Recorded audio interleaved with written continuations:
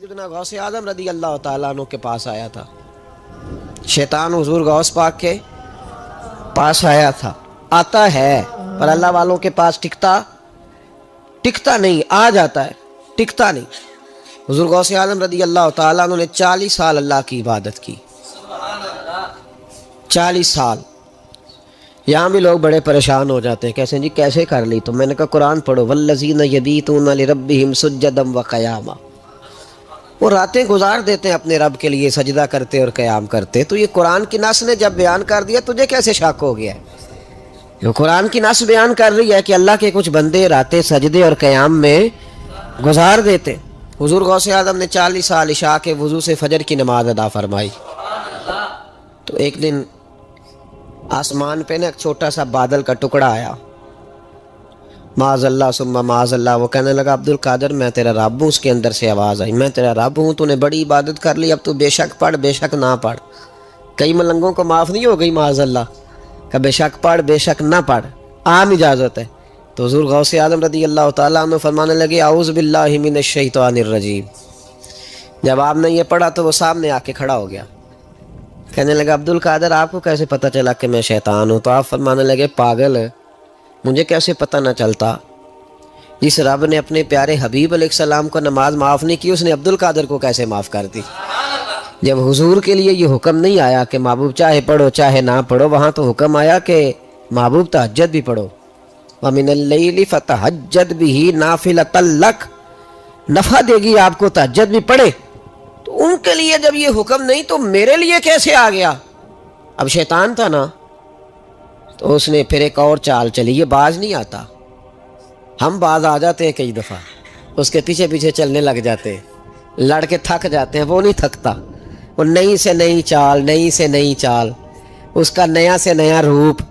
من الجنت والناس، جنوں میں سے بھی اور انسان، اس کے نئے سے نئے روپ ہوتے ہیں. اس نے ایک نیا روپ دھار لیا. کہنے لگا عبد القادر 300 ولی میں نے اسی طرح گمراہ کیے. آپ چونکہ عالم تھے تو آپ کے علم نے آپ کو بچا لیا. تو غوث اعظم فرمانے لگے نئے روپ سے آئے ہو؟ کہنے لگا 300 میں نے گمراہ کیے. یہ تو آپ عالم تھے تو بچ گئے، آپ جانتے تھے تو بچ گئے، میں نے 300 گمراہ کیے. تو حضور غوث اعظم فرمانے لگے پھر گمراہ کرنے لگے ہو نیا روپ دھار کے؟ مجھے میرے علم نے نہیں بچایا، مجھے اللہ کے فضل نے بچایا ہے. کئی عالم بھی تو گمراہ ہو جاتے ہیں نا. مجھے میرے علم نے نہیں بچایا، مجھے میرے اللہ کے فضل نے بچایا ہے. میرے بھائی، میرے عزیز طریقت کے مسافروں، یاد رکھو، سمجھ لو اس بات کو کہ وسوسہ آتا ہے. وسوسہ 2 قسم کے مہمان آتے ہیں. 2 قسم کے مہمان. ایک مہمان وہ آتا ہے جو آتا ہے تو بندہ توجہ نہیں کرتا، وہ خود کہتا ہے اس نے نہیں میری طرف توجہ کی، وہ مہمان چلا جاتا ہے. پتہ نا آپ کو؟ اور جس کو بندہ اٹھ کے سینے سے لگائے اور اس کے ساتھ گفتگو شروع کر دے، وہ مہمان جاتا ہے تو بیٹھا رہتا ہے، وہ تو نہیں جاتا. وسوسہ آتا ہے، جو تو توجہ نہ کرے اس کا چلا جاتا ہے، اور جو سینے سے لگا لے، سوچنے لگ جائے، غور کرنے لگ جائے، اس کا وسوسہ بیٹھ جاتا ہے، اسی کے پاس رہتا ہے، دوستانہ کر لیتا ہے. کئی دفعہ تو بالکل مکان ہی ساتھ بنا لیتا ہے. ہر وقت کوئی نہ کوئی بات کان میں، ہر وقت کوئی نہ کوئی بات کان میں. کیوں وسوسہ آتا ہے؟ تجھے کیسے آ گیا؟ جس کا یقین کامل ہو اسے وسوسہ کیسے آئے؟ جس کی توجہ سیدھی ہو اسے وسوسہ نہ چھڑ یار دا بوہا، نہیں تے ہو جاویں گا روگی. جیڑی بکری اجڑوں وچھڑی او بگیاڑا جوگی. یہ تو بھئی تو اگر اندر رہتا، صحبت کے اندر رہتا، چھتری کے نیچے رہتا، تو پھر وسوسہ تجھے کیسے وسوسہ کس طرح تیرے پاس آیا؟ وسوسہ اس کے پاس آتا ہے جو وسوسے کی جانب توجہ کرتا ہے. بہت زیادہ لوگوں کو بدگمانی ہونے لگی ہے، بہت زیادہ وسوسے آنے لگے ہیں، بہت زیادہ خیال ہونے لگا ہے، بہت زیادہ توجہ ہونے لگی ہے. بڑی لوگوں کا معیار اس طرف جائیں، ہر چوتھا آدمی آ کے کہتا ہے برے خیالات آتے. کیوں بھائی برے خیالات آتے؟ کیسے آ گئے؟ ہمارا تو دل ہی ایک ہے، اور دل میں یار بھی ایک ہے، دوسرے کے لیے جگہ ہی کوئی نہیں، تو وسوسہ کیسے آئے گا؟ ہم تو اس کے دیدار سے آج تک فارغ نہیں ہوئے، تو غیر کی طرف دیکھ کیسے لیا؟ یہ کیسے ہو گیا؟ ممکن کیسے ہوا؟ اپنے آپ کو سمیٹیں، ان وسوسوں سے اپنے آپ کو بچائیں، ان پر قطعی طور پر کوئی توجہ نہ دیں. اور اگر کبھی آ بھی جائے تو میں نے کہا کہ اس کو سینے سے لگانے کی ضرورت اس کو جھٹکتے ہیں بات ختم ہو گئی. آ جاتا ہے وسوسہ, بڑوں بڑوں کو آ جاتا ہے وسوسے, آیا کرتے ہیں, آیا ضرور کرتے ہیں, لیکن جو لوگ قابل ہوتے ہیں, جن کا ایمان مضبوط ہوتا ہے, جن کا تیقن مضبوط ہوتا ہے, ان لوگوں کے پاس وسوسے ہمیشہ رہتے نہیں. ایک اہم بات اصلاح کی جو سمجھنی بڑی ضروری ہے آپ کے لیے, بڑی ضروری ہے. آپ نے یہ غور کرنا ہے کہ وسوسہ آتا کہاں سے ہے. کوئی نہیں سمجھ آئی آپ کو میری بات کی؟ نہیں آئی ہوتی تو آپ بڑی دور پہنچ چکے ہوتے. سردی بڑی زیادہ تھی کمرے میں, تو کہیں سے ہوا آ رہی تھی ٹھنڈی, تو اب ٹھنڈ بڑی لگ رہی تھی, تو بندے نے فوراً اٹھ کے بھلا کیا کرنا ہوتا ہے. نہیں وہ پتہ نہیں کتوں آ رہی باری دی, تو ابھی گالی ہے نا جی. اگر تو کھڑکی سے آ رہی ہے تو کس کو بند کریں گے, اور اگر دروازے سے آ رہی ہے تو جی, اور اگر چھوٹے بچے نے پنکھا چلا دیا تو جی, چل پنکھا رہا ہے بندہ سارا دن دروازہ بند کرتا رہے. سمجھنا ہے آپ نے بات کو, آپ نے اس دروازے کو بند کرنا ہے جہاں سے وسوسہ. حضور غوث پاک کو اللہ نے بڑا اعزاز دیا, بڑی کرامات دی. آپ فرمایا کرتے تھے میں نے 40 سال اپنے رب کو راضی کیا ہے مصلی پہ بیٹھ کے. تو میرے مالک نے پھر پوچھا ہے کہ عبد القادر کچھ مانگ لے, کوئی بات کر لے. تو سیدنا غوث اعظم رضی اللہ تعالیٰ عنہ فرماتے ہیں کہ میں نے پھر اپنے رب کریم کی بارگاہ میں عرض کیا, مالک جو قیامت تک مجھ سے محبت کرے فضل کرنا اسے بغیر توبہ کے موت نہ دینا. تو میرے رب نے میری اس دعا کو شرف قبولیت عطا فرمایا کہ جو مجھ سے پیار کرے گا, میرا نام لے گا, وہ بغیر توبہ کے نہیں مرے گا. جنات بھی آپ کی بارگاہ میں حاضر ہوتے. آپ کو شیخ بحر و بر کہا جاتا ہے. جب آپ نے منبر پر بیٹھ کر یہ اعلان فرمایا نا کہ میرا یہ قدم ہر ولی کی گردن پر ہے, تو خراسان کے جنگلوں میں معین الملت والدین عطائے رسول ہند الولی خواجہ معین الدین اجمیری موجود تھے. تو وہاں اعلان کرنے لگے, کہنے لگے غوث پاک صرف گردن پہ کیوں, آپ میری آنکھوں پہ بھی قدم رکھیں, میرے سر پہ بھی قدم رکھیں. اللہ نے ان اولیاء کو بڑا اعزاز دیا, انہیں اللہ نے بڑی شان دی. اپنی نسبت اللہ کے بندوں سے مضبوط رکھیں. ضروری نہیں کہ آپ کسی جگہ مرید ہی ہوں گے تو آپ کی نسبت مضبوط ہوگی. آپ خواجہ معین الدین سے پیار کریں, آپ حضرت بہاؤالحق نقشبند بخاری سے پیار کریں, داتا علی اجویری سے پیار کریں, آپ غوث پاک جیلانی سے, آپ اللہ کے نیک بندوں سے محبت کریں, ان کا تذکرہ سنیں. اب تو پوری مہم چلی ہوئی ہے اللہ کے بندوں کے خلاف. لوگوں نے ایسا وار چلایا کہ بس جی کچھ بھی نہیں جی, آپ چھوڑیں, آپ ڈائریکٹ کتاب و سنت کو پڑھیں, کوئی بھی نہیں جی, کوئی ولی نہیں. تو پھر وہ جو اتنی آیتیں ہیں, وہ حدیثیں ہیں, وہ سارا کچھ, اس کا مطلب ہے امت میں ولی ہوتے ہی نہیں. تو الا ان اولیاء اللہ لا خوف علیہم ولا هم یحزنون کا کیا معنی ہے, اس کا کیا مطلب؟ آپ نے تو ملیا میٹ کر دیا سارا. پوری مہم چلی, اللہ کے بندوں سے پیار کریں. اور میرے نبی پاک صلی اللہ علیہ وسلم نے فرمایا جو جس سے پیار کرے گا قیامت کے دن اسی کے ساتھ اٹھایا جائے گا. اور حضرت ابو ذر غفاری نے عرض کیا تھا یا رسول اللہ اگر وہ ان جیسے عمل نہ بھی کرے تو فرمایا اللہ بڑا کریم ہے, ایمان کی سلامتی سے جائے اللہ ان کے ساتھ ہی کھڑا فرما دے گا. سیدنا غوث اعظم کی کرامات اتنی متواتر کے ساتھ ہیں کہ ملا علی قاری فرماتے اتنی تو کرامتیں سنی نہیں جتنی غوث پاک کو اللہ نے عطا فرمائی. رب کریم نے انہیں درجہ دیا, وقار دیا, ان کی دعاؤں کو قبولیت دی, اللہ نے انہیں اعزاز کے ساتھ نوازا, اللہ نے ان پر فضل فرمایا. ایک تاجر تھا تو ملک شام جاتا تھا اکثر تجارت کرنے کے لیے, مال کما کے لاتا, غریبوں کی بھی مدد کرتا, مدارس کی, مساجد کی, سب جگہ جہاں دین کی ضرورت ہوتی پہنچتا. ایک بغداد میں اور درویش بھی گزرے جن کا نام شیخ حماد ہے, وہ بھی بڑے درویش تھے. وہ تاجر شیخ حماد کے پاس کیا کہنے لگا میرے لیے دعا کر دے, میں جا رہا ہوں سفر کے لیے. تو انہوں نے کہا میں صبح بتاؤں گا. استخارہ کیا, صبح کہنے لگے نہ جانا, تیرا مال بھی لٹ جائے گا اور تو قتل بھی ہو جائے گا. وہ بڑا پریشان ہوا, حضور غوث پاک کے پاس گیا, کہنے لگا حضور وہاں بھی میں نے کہلا بھیج دیا ہے, سامان میرا پڑا ہے, جاؤں گا نہیں, پیمنٹ نہیں کروں گا, ملے گا نہیں تو خسارہ ہو جائے گا, مہربانی فرمائے. غوث پاک نے مراقبہ کیا اور میں تو جا اللہ خیر کرے گا, تو جا اللہ خیر کرے گا. مرید کا عمل کے یقین, پیر کا عمل کے یقین, چلے آپ فیصلہ کر لیں تو میں آگے بڑھتا ہوں.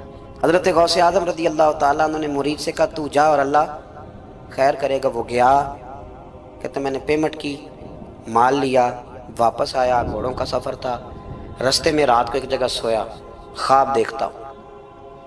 خواب میں ڈاکو آ گئے, انہوں نے پہلے مال لوٹا پھر مجھے قتل کیا, اور جب میرے گردن پر انہوں نے خنجر چلائی, خواب دیکھ رہا ہوں تو میری فٹافٹ آنکھ کھل گئی, اور جب میری آنکھ کھلی تو میں اسی وقت ہی رخت سفر باندھا, سر پٹ گھوڑے دڑائے, کچھ رات کو کچھ دن کو, سویرے بغداد پہنچ گیا. کہتے خیال تھا کہ پہلے غوث پاک کے پاس جاؤں گا لیکن پہلے شیخ حماد سے ملاقات ہو گئی، میرا چہرہ دیکھا پریشان تو دیکھ کے مسکرائے، فرمانے لگے بھی تیرا پیر بڑا شاندار ہے، تیرا پیر بڑا شاندار ہے۔ وہ کام جو حقیقت میں ہونا تھا نا، حقیقت میں انہوں نے دعا کی ہے تو رب کریم نے اسے خواب بنا دیا ہے۔ ان کی دعا کی برکت سے اللہ نے اسے، اب میں بات مضبوط کرنا چاہتا ہوں تو میں ایک حدیث پاک بھی پڑھ دوں۔ لوگ کہیں گے جی مرنے والا بھی بچ جاتا ہے، عمر بھی بڑھ جاتی ہے۔ مشکات کی حدیث ہے، ترمذی میں بھی موجود ہے، نبی پاک صلی اللہ علیہ وسلم نے فرمایا ہے اگر تم چاہتے ہو رزق بھی بڑھ جائے، عمر بھی لمبی ہو جائے، تو اپنے رشتہ داروں سے اچھا سلوک کرو۔ اس کا مطلب ہے کہ عمر بڑھ جاتی ہے، موت کچھ وقت کے لیے ٹل بھی جاتی ہے۔ حضور غوث پاک رضی اللہ تعالیٰ عنہ نے نا نبی پاک صلی اللہ علیہ وسلم کی اتباع میں وقت گزارا ہے۔ کچھ بندے اللہ کے بڑے خاص ہوتے ہیں، حضور غوث پاک رضی اللہ تعالیٰ عنہ کو اللہ نے اعزاز عطا فرمایا، شان عطا فرمائی کہ غوث اعظم درمیان اولیاء جو محمد درمیان انبیاء۔ اس طرح نبیوں میں رسول کریم کا مقام ہے نا، اس طرح ولیوں میں غوث پاک جیلانی کا مقام ہے۔ حضور غوث پاک رضی اللہ تعالیٰ عنہ کو اللہ نے کئی اعزازات دیے۔ سب سے بڑی بات یہ کہ اللہ نے انہیں کرامات عطا کی۔ کرامت دین کا پورا ایک حصہ ہے۔ ہمارے یہاں نا لوگ کہتے ہیں اخلاق بیان کریں، جی وہ کہتے کیا تھے؟ کرامت کیا ہوتی؟ بھئی کرامت تو قرآن پاک نے بیان فرمائی۔ آصف بن برخیہ جناب بلقیس کا، ملکہ بلقیس کا تخت لائے تھے، یہ اللہ نے کیوں آیت نازل کی قرآن پاک میں؟ وہ قصہ کہانی ہے کہ وہ جی تخت لائیں، یہ کیوں بیان کی؟ اور تخت آیا کس طرح آیا؟ انہوں نے کہا کہ آنکھ جھپکنے سے پہلے آ جائے گا، پھر آیا کہ نہیں آیا؟ ان سے پوچھا یہ کیسے آیا؟ کہنے لگے ھذا من فضل ربی۔ او سنگیو، صرف حضرت سلیمان علیہ السلام کا امتی تخت لا سکتا ہے، نبی پاک کا غلام نہیں لا سکتا؟ یار آپ نے کرامت کا انکار کر کے اپنے آپ کو کمزور کر لیا۔ اور نہیں جی نہیں، یہ کیسے ہو؟ کیا مطلب ہے اس کا؟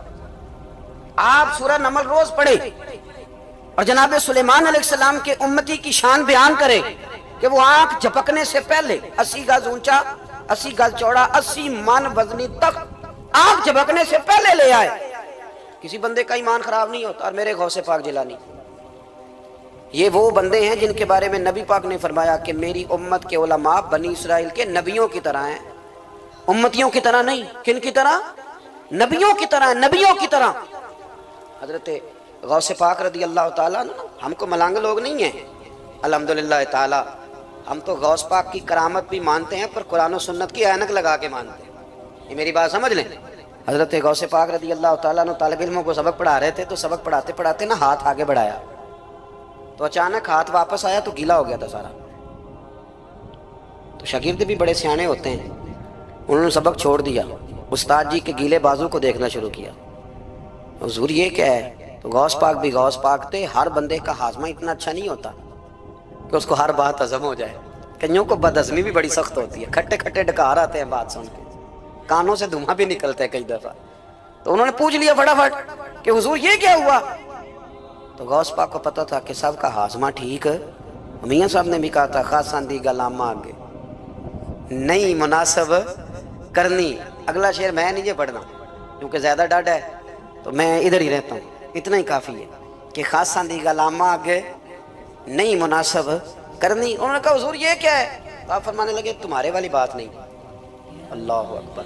ابھی سبق پورا ہو رہا تھا تو بندے دوڑے دوڑے آ گئے اور انہوں نے نعرے لگانے شروع، یا غوث یا غوث یا غوث۔ لوگ کہتے ہیں غوث پاک سے ملتا نہیں، میں کہ ٹھیک ہے انہوں نہیں نہ ملیا، جنہوں ملیا اس سے رولا پانا نہ بڑا ملیا ہے بڑا ملیا ہے بڑا ملیا، اپنا اپنا معاملہ نا۔ کسی نے کہا حضور کچھ نہیں دیتے، تو کسی نے کہا میرے کریم سے گر قطرہ کسی نے مانگا، دریا بہا دیے، در بے بہا دیے، جس کو ملا ہے وہ تو شور کرے گا۔ تو تھوڑی دیر کے بعد ہی بندے پہنچ گئے، انہوں نے آ کے یا غوث کے نعرے بھی لگائے، وہ مچلے بھی، وہ روئے بھی، وہ قدم بھی چومے، اپنے مقدر پہ ناز بھی کیا۔ شکر ہے اللہ کا، اللہ نے ہمیں آپ کا غلام بنایا، شکر ہے۔ تو طالب علموں نے پوچھا ہوا کیا؟ کہنے لگے کشتی میں بیٹھے تھے تو ڈوبنے لگی تھی، تو ہم نے کہا کہ ہم تو غوث پاک کے ماننے والے ہیں۔ تو پھر حضور غوث اعظم کا دست مبارک نمودار ہوا ہے اور کشتی کو پکڑ کے کنارے لگا دیا ہے، کشتی کو پکڑ کے کنارے لگا دیا ہے۔ ایک غریب کہنے لگا یہ کیسے ہو سکتا ہے؟ تو دوسرا اس کی کمر پہ تھپکے دے کے کہنے لگا ویسے ہی ہو سکتا ہے جیسے آصف بن برقیہ کے ذات ہوا، بالکل ویسے ہی ہو سکتا ہے۔ सैयदना गौसे आजम की करामात इतनी मुतवातर के साथ है कि मुल्ला अली कारी फरमाते इतनी तो करामतें सुनी नहीं जितनी गौसे पाक को अल्लाह ने अता फरमाई। रब करीम ने उन्हें दर्जा दिया, वकार दिया, उनकी दुआओं को कबूलियत दी, अल्लाह ने उन्हें एजाज के साथ नवाजा, अल्लाह ने उन पर फजल फरमाया। गौस पाक ने ना 100 घोड़े, मुल्ला अली कारी ने लिखा 100 घोड़े गौस पाक ने इकट्ठे खरीद लिए, खरीदे भी जरा अरबी नस्ल के। तर्जमा करा अज तक की बनता है इस गल का, यानी 1.25 करोड़ वाली पजारो तो भी 100, बड़ी मुश्किल में नहीं आ जाते देखने वाले। दसो मौलवी साहब का की काम है, इनियां गड्डियां इकट्ठियां वो है गल। तो गौस पाक ने 100 घोड़े इकट्ठे ही, यहाँ एक रवायत है कि 50 घोड़े अरबी नस्ल के महंगे, उस दौर में वही अरबी नस्ल के घोड़े कमाना वही था जो आज आपके यहाँ ना लैंड क्रूजर कमाना है। एक गौस पाक का मुरीद था, तो एक शख्स कहने लगा चल मैं तुझे अपने पीर साहब से मिला के लाऊं। मुल्ला अली कारी ने इसको लिखा है, तो वो कहने लगे मैं नहीं जाता पीरों के पास। उसने कहा चल तो सही, वो ले आया। पहले दिन दाखिल हुए तो गौस पाक के अस्तबल में 50 घोड़े बंधे हुए।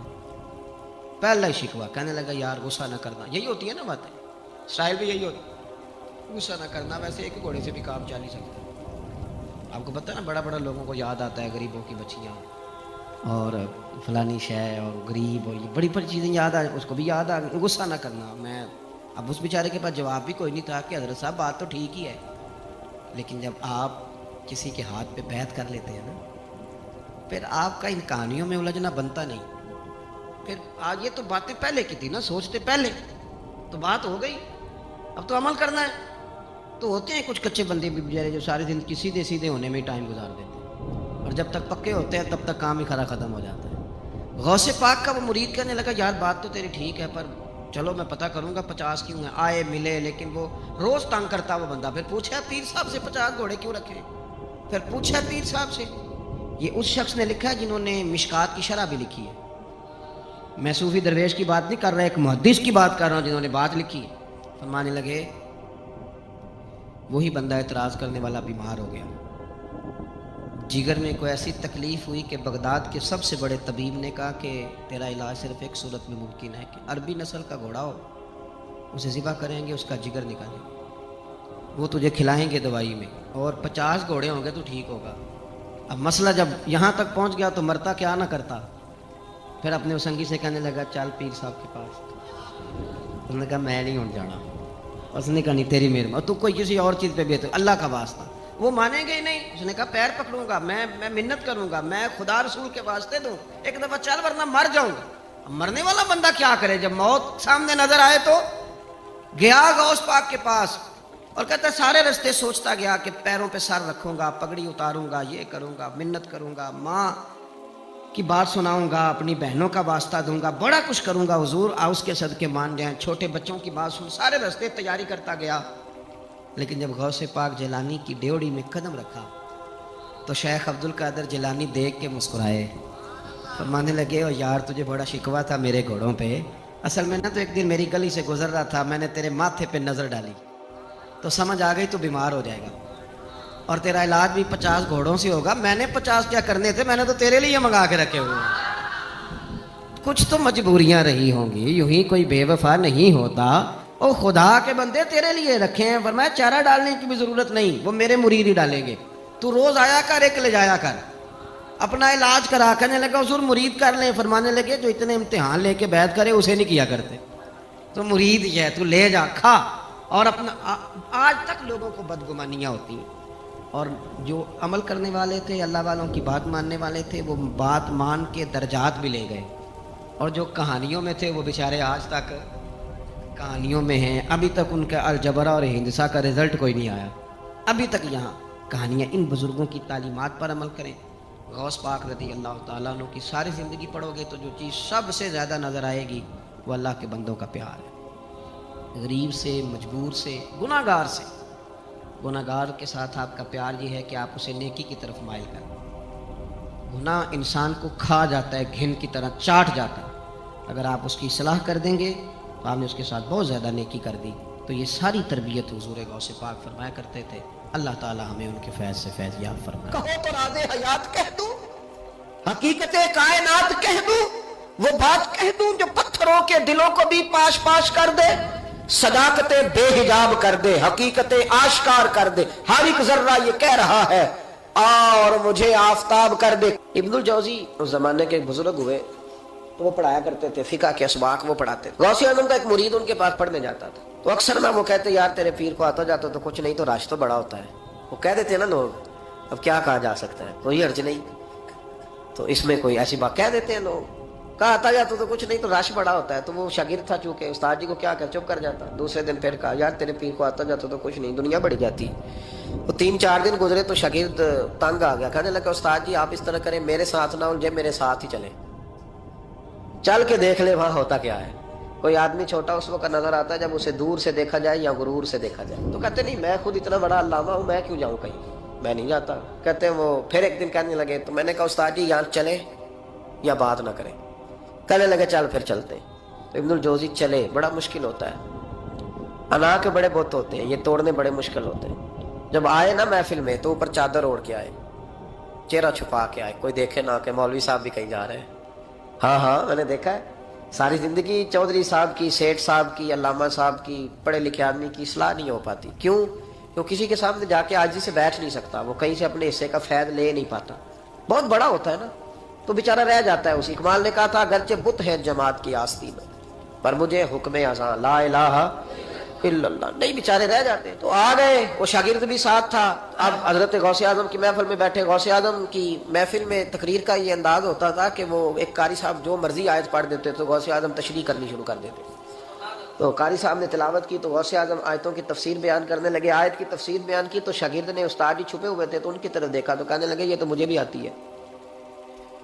دوسری تفسیر بیان کی تو کہنے لگے یہ بھی مجھے آتی ہے۔ تیسری کی تو میں نے کہا یہ بھی۔ 11 تفسیریں کی تو میں نے کہا آتی ہے۔ جب 12ویں آئی نا تو میری آنکھیں کھل گئی، 13ویں آئی تو بس پھر نظر اٹھ گئی، 14ویں آئی تو شاگرد کہنے لگا استاد جی اس کے بارے میں نے کہا چپ کر، بیچ میں بولنا، سننے دے، سننے دے حضرت کیا فرماتے ہیں۔ اسے چپ کرا دیا۔ کہتے 40 تفسیریں حضرت نے بیان کی۔ پھر وہ سر سے دوپٹہ اور وہ کپڑا کب سرکا سمجھ نہیں آئی، کب میرا چہرہ خود بخود کھل گیا کوئی سمجھ نہ آئی، اتر گیا سارا کچھ۔ فرماتے 40 تفسیریں ایک آیت کی بیان کر کے غوث پاک کہنے لگے بس سننا ذرا، جملہ سننا۔